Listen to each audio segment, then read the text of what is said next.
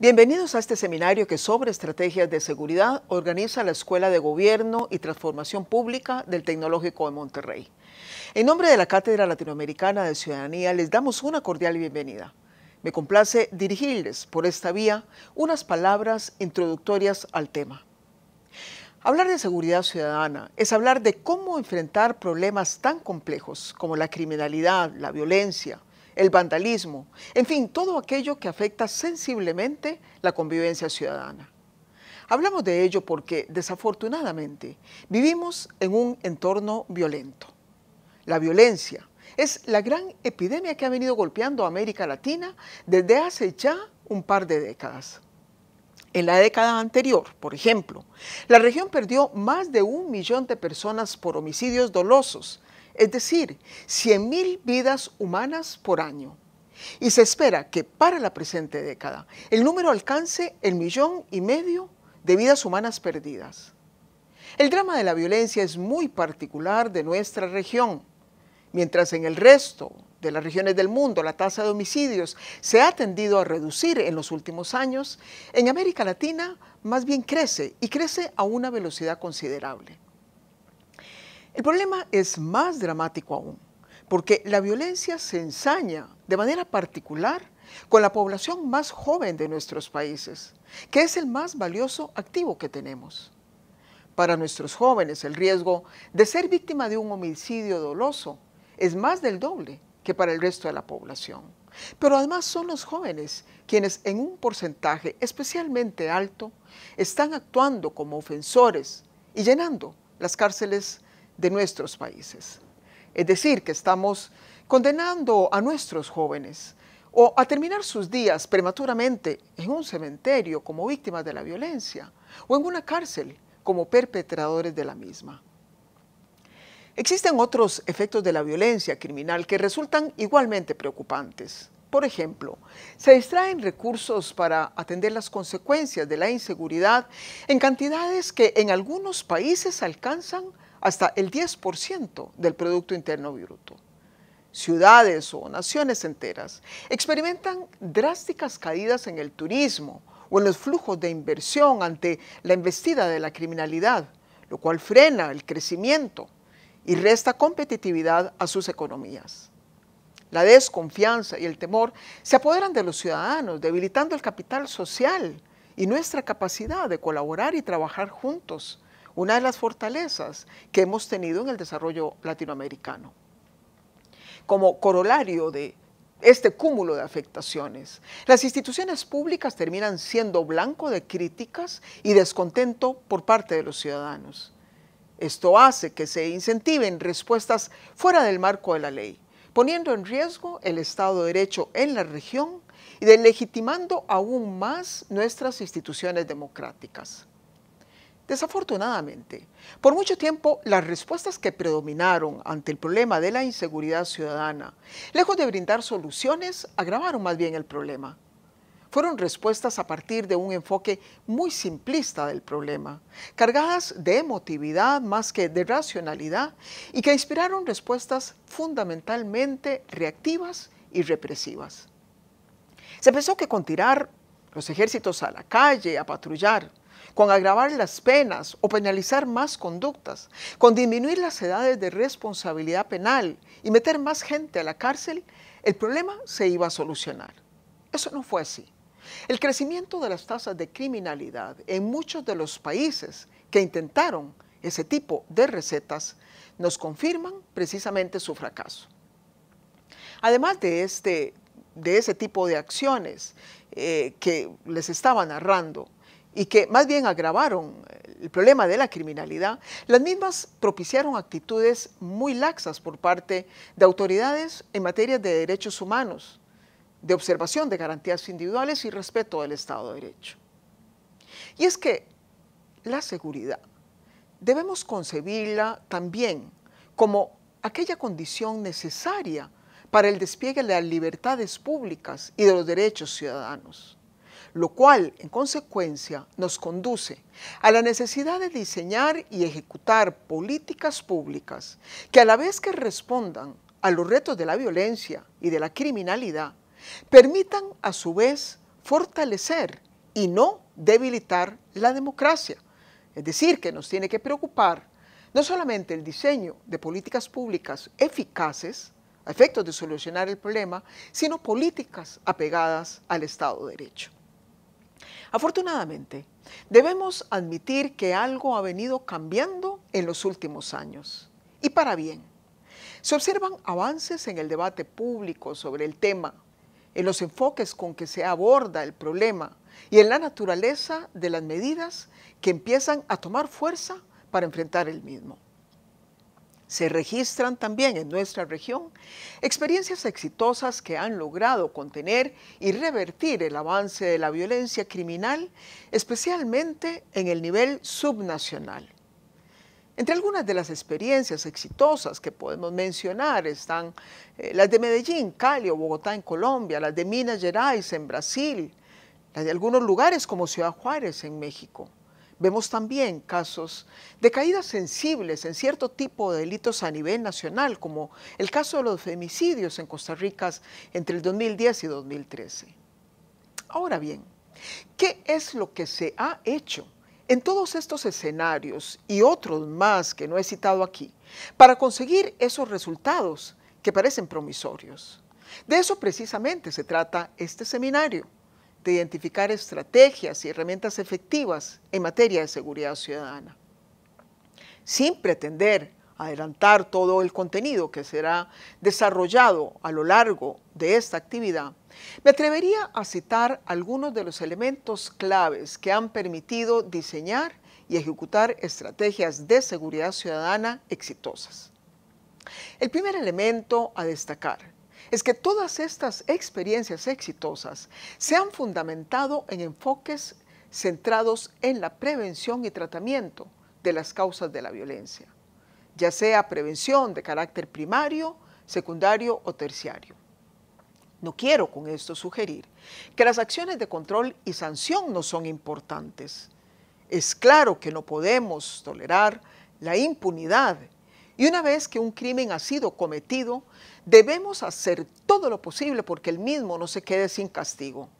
Pero lo más importante es evitar que los actos criminales, vandálicos o de violencia ocurran. Y por eso la importancia que le damos a la necesidad de prevenir. ¿Y por qué es importante también el énfasis en la prevención?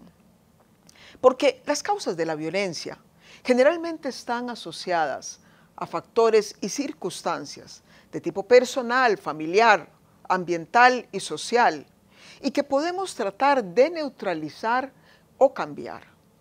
Por ejemplo, desórdenes de personalidad y adicciones muchas veces están detrás de problemas como la violencia intrafamiliar y la violencia de género.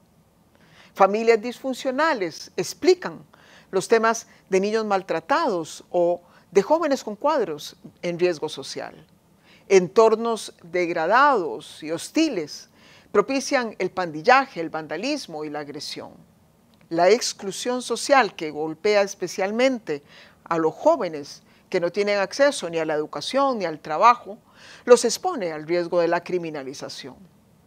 Pero además de lo que ya he mencionado aquí, la prevención no solo es menos traumática, no solo nos evita llegar a escenarios complejos, sino que además también es más barata. En casi todos los países en que se han estudiado distintos escenarios de prevención frente a la sanción, el tema confirma que el gasto por reo tiende a ser mayor que el gasto que se invierte por estudiante. Aquí en México, un estudio confirmó que mientras el costo promedio diario de un privado de libertad en el sistema penal federal es cercano a los 140 pesos diarios, el costo promedio diario de un estudiante de la UNAM es de 115 pesos por día, es decir, inferior al de un privado de libertad. Finalmente, la prevención garantiza estrategias más sostenibles en el tiempo. El segundo elemento que quiero destacar y que está detrás de estas experiencias exitosas que se estarán analizando también en este seminario, es el rigor con que en todos estos casos se ha procurado diagnosticar el problema que se quiere atender, el diagnóstico con que se diseñan las acciones que se pretenden desplegar y con que se evalúa también los resultados que se buscan obtener. Si bien hablamos de la violencia, la criminalidad y la inseguridad, existen muchas expresiones concretas de las mismas. Es decir, existen muchas violencias, diversos tipos de crímenes y diferentes manifestaciones de inseguridad. Por ello, el primer paso que debemos dar es identificar con claridad cuál es el tipo de violencia sobre la que queremos incidir y cuáles son las causas asociadas a las mismas. De un diagnóstico certero dependerá cuán exitosas sean nuestras respuestas. Ahora bien, previo al diseño de las políticas y programas, debemos además tener un claro inventario de los recursos de que dispondremos, ya sean financieros, legales, humanos y otros. Como parte de estos recursos se encuentra el acervo de buenas prácticas que nos ayuden a orientar nuestras propias propuestas. Si en otros lados han funcionado, ¿por qué no en nuestra comunidad, en nuestro municipio o en nuestro estado? No se trata ciertamente de copiar, sino de adaptar aquello que sabemos que ya ha sido probado. Finalmente, tendremos que ser capaces de medir resultados y de rendir cuentas sobre los mismos. Una adecuada medición nos permitirá o bien corregir el curso de acción de un programa concreto o bien fundamentar nuestro éxito de manera que sigamos recogiendo apoyo a la iniciativa y escalándolo a otros niveles territoriales.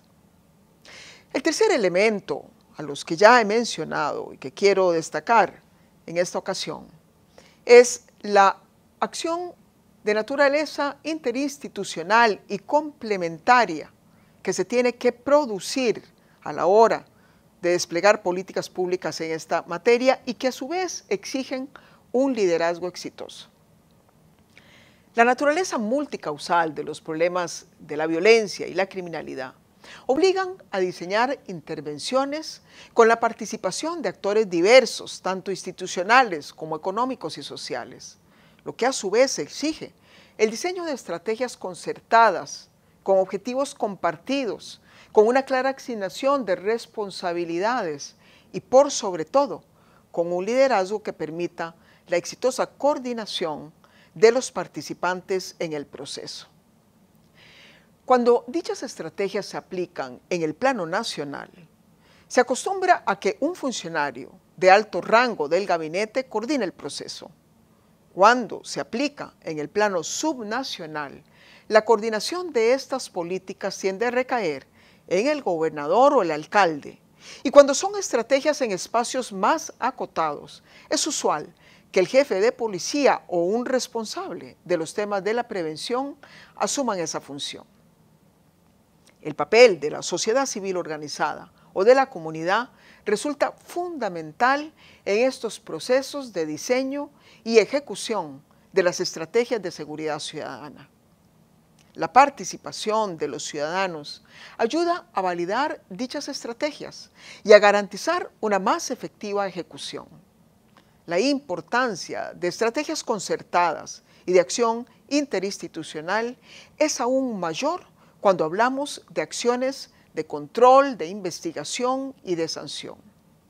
Ahí resulta indispensable que las instituciones del sector de justicia penal, es decir, la policía, los fiscales y los jueces, actúen bajo una única sombrilla de política de persecución criminal.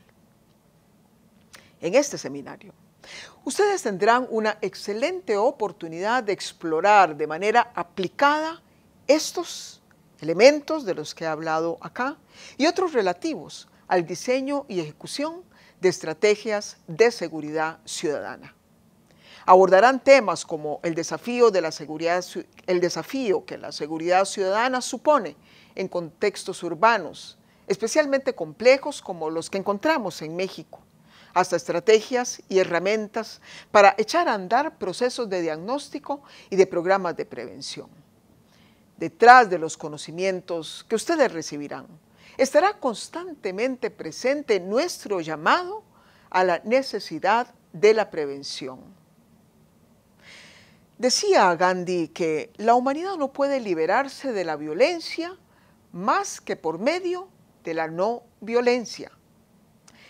Esta frase no solo es válida frente a grandes convulsiones sociales o conflictos armados, es también válida para enfrentar los conflictos cotidianos que todos conocemos, para responder ante los problemas de convivencia ciudadana, para poder responder a esas situaciones que, de no atenderse oportunamente, terminan por escalar en violencia delictual.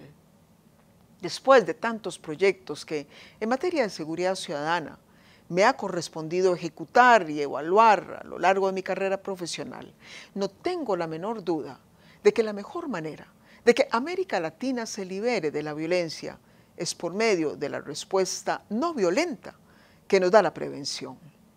Muchas gracias y muchos éxitos a todos.